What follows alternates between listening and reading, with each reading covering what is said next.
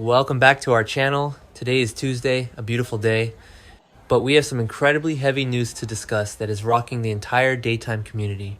We are sending so much love out to everyone right now, and we just need to dive right into this because there is so much to unpack and remember. I cannot believe we lost another one, seriously. Am I the only one who feels like we are just taking hit after hit in the daytime community lately?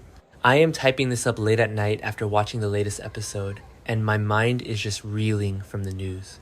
We just found out that General Hospital alum Rif Hutton has passed away at the age of 73.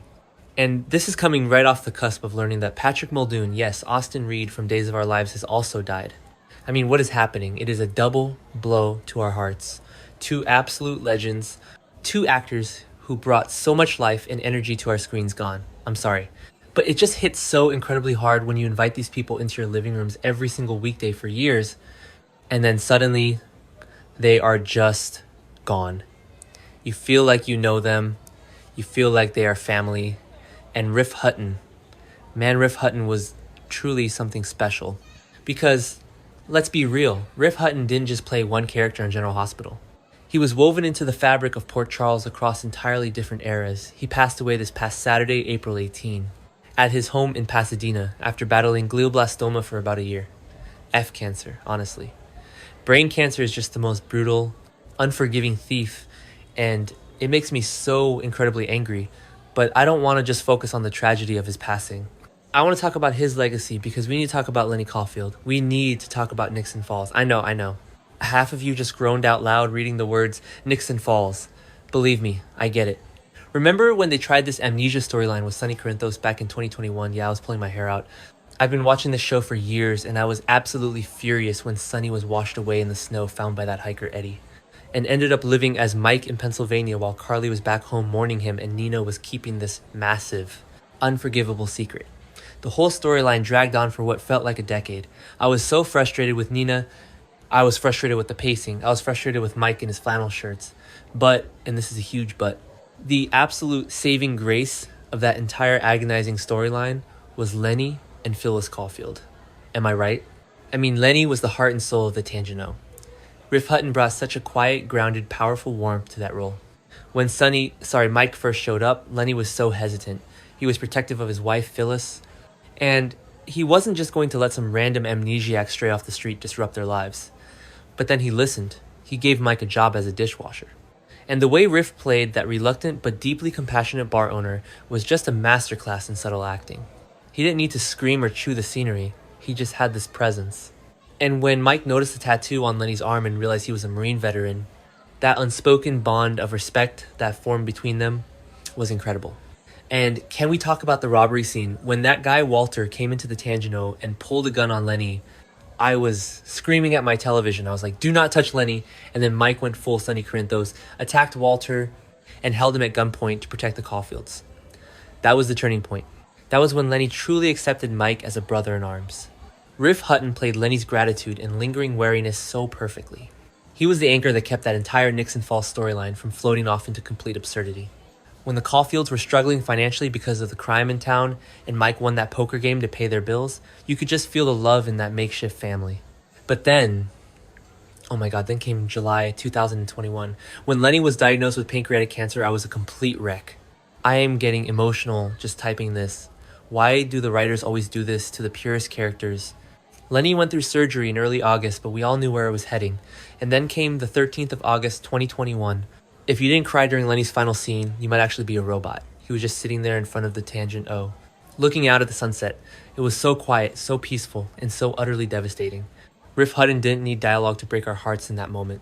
He just let the sunset take him. And when he returned in May, 2022 inches, Sonny's dream calling him his brother in arms, it was the perfect closure. Wait, I'm getting ahead of myself because Lenny Caulfield wasn't even Rif Hutton's first rodeo in Port Charles. We have to go back, way back. I'm talking 1995. If you've been watching as long as I have, you remember the Ward family. Mary May Ward, played by the iconic Rosalind Cash, was a force of nature. She and Dan Ward had a son, David Ward, and in 1995, Rif Hutton took over that role from Ron Canada. Remember that the Bradley Ward murder mystery, the history of the Bradley Ward house on Charles Street. It was such a different era of General Hospital. Rif Hutton stepped into that role and immediately owned it. He had to stand toe-to-toe with some serious heavyweights, and he did it with so much grace. And then, because the General Hospital casting department clearly knew they had a gem, they brought him back at GAN in 2017. This time he played Malcolm O'Hara. It was just a one-episode guest spot, but it was during a super intense time for Alexis Davis. She was facing her disciplinary board, fighting for her law license and her career, and there was Rif Hutton sitting on that board, delivering lines with that signature authority and gravitas.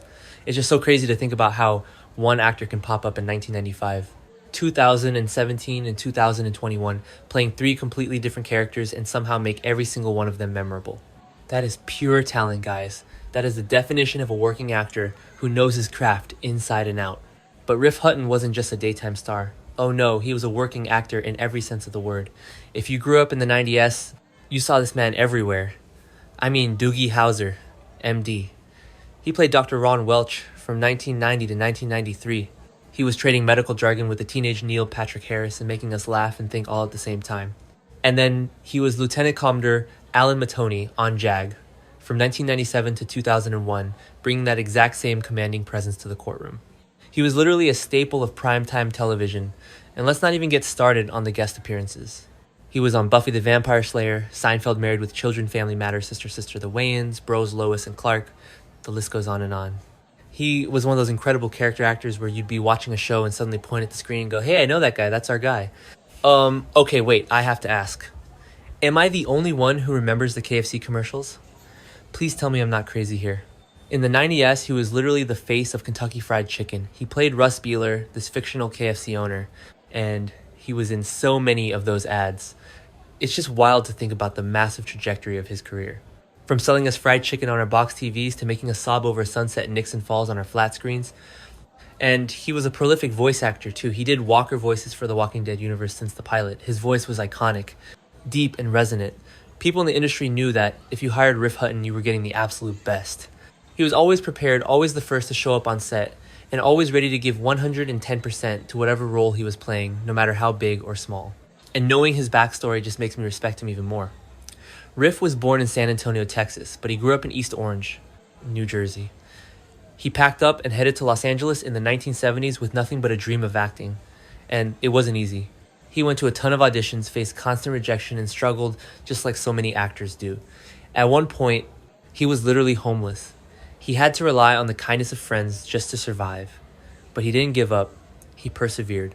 He clawed his way up from being homeless to leaving behind an acting legacy that spans decades and genres.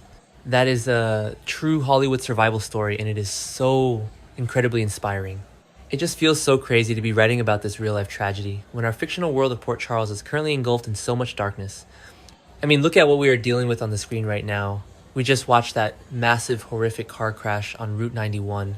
Jordan and Curtis were kissing. She swerved, and now they're in a fiery wreck involving Danny and Charlotte.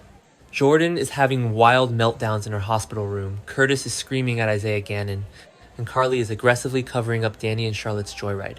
And don't even get me started on Brooklyn Quartermain.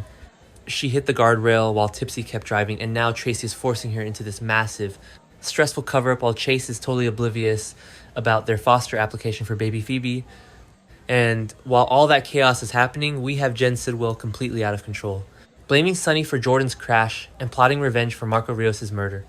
Jason Morgan is sitting in WSB custody, taking the fall, because Rocco Falconeri actually shot Ross Cullum.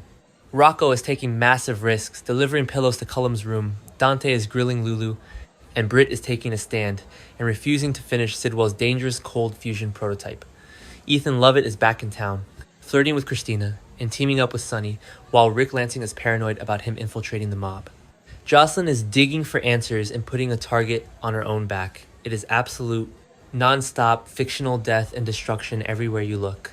So, when you are so emotionally invested in all of this manufactured drama, when you are stressed out about Jason being in jail or Brooklyn's marriage falling apart, a real-life loss like Rif Hutton's passing just hits you like a ton of bricks. It snaps you right back to reality. It reminds you that the people who bring these crazy, dramatic, unbelievable storylines to life are real human beings with real families, real struggles, and real health battles. Glioblastoma is a monster. It took him after a year-long fight. and it just breaks my heart for his family, his friends, and everyone who knew and loved him. It makes you realize that while we are busy arguing on forums about which character is right or wrong, these actors are out there living real lives, facing real tragedies, and still managing to give us their all on screen. So tonight, I'm just raising a glass to Rif Hutton, to David Ward, to Malcolm O'Hara, and most importantly, to our beloved Lenny Caulfield.